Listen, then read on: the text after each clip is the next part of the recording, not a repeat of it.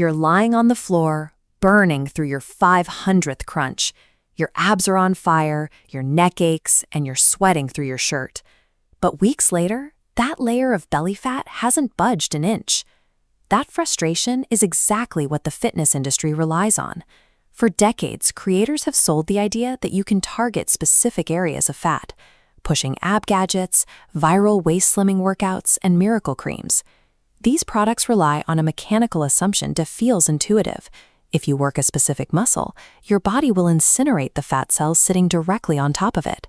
When that fails, you assume you just didn't work hard enough. But the problem isn't your work ethic.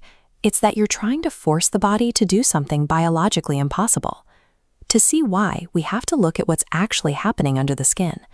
When you do hundreds of sit-ups, you are building and thickening your abdominal muscle tissue. As your core muscle expands from training, the fat layer sitting on top doesn't shrink. The growing muscle pushes the stationary fat outward, expanding your waistline. Furthermore, the repeated spinal flexion from endless crunches physically compresses your spinal discs, inviting long-term back pain. Targeted core exercises are effective tools, but they exist to build stability, armor your spine, and increase strength. They have zero role in managing fat. Aggressively training your abs to lose belly fat is a losing game. It often makes the torso look wider while slowly wearing down your spine in the process. Human metabolism doesn't work like a laser beam burning fat in one spot. It operates as a slow, systemic drain. When you exercise, your body doesn't borrow energy from the fat cell closest to the muscle you're using. It pulls energy from your entire system all at once. This map highlights the genetically predetermined zones where human bodies prefer to store energy. Your DNA dictates the exact sequence of where fat goes on and where it comes off, establishing areas like the belly and thighs as your biological baseline. Because these zones are your body's preferred survival reservoirs, they are the absolute last places to empty out. You will see fat loss in your face, arms, and chest long before your stomach shrinks. Quitting a diet because your belly isn't shrinking immediately is a failure to understand this timeline. You are misinterpreting a strict, sequential genetic process as a failure of your routine.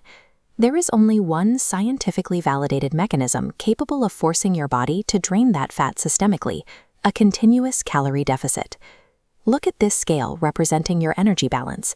When you consistently burn more energy than you consume, you pass a strict mathematical threshold. Your body has no choice but to tap into stored fat to keep you alive. Maintaining that deficit is easily derailed by invisible saboteurs, specifically liquid calories. Sodas, juices, and fancy coffee drinks inject hundreds of calories into your system in seconds. This chart compares how your body reacts to 400 calories of solid food versus 400 calories of liquid. Liquid calories bypass your brain's satiety signals. To your stomach, they register as zero volume. Because your brain acts like nothing happened, you stay physically hungry. You drink those calories, then eat a full meal right on top of them, unknowingly stacking up a massive energy surplus. Prioritizing solid protein and fiber does the opposite. These foods take more physical energy to digest and keep food in your stomach longer, acting as a natural appetite off switch that protects your deficit. Sustainable fat loss requires managing mathematical energy totals and learning to manipulate your biology so you aren't starving while doing it. When people decide they need to create a calorie deficit, their first instinct is often to run themselves into the ground with high-intensity cardio. This creates a cardio trap. Intense exercise burns calories, but it simultaneously spikes your stress hormones and your appetite. Your body perceives this extreme physical effort as an emergency. To recover from that emergency, your brain drives you to seek out high-calorie food later in the day. You end up eating back every single calorie you suffered to burn. Walking 10,000 steps a day steadily burns a massive amount of calories without triggering stress, hunger spikes, or joint pain. Low-stress movement protects your dietary deficit. It allows you to burn energy smoothly in the background, making it far more sustainable than high-stress, hunger-inducing cardio. Every dietary and exercise effort is ultimately regulated by sleep. This graph illustrates the hormonal crash from sleep deprivation. Cut your rest short, and the stress hormone, cortisol, sharply rises while testosterone crashes. This toxic state forces your body to hoard fat and burn muscle tissue for energy instead.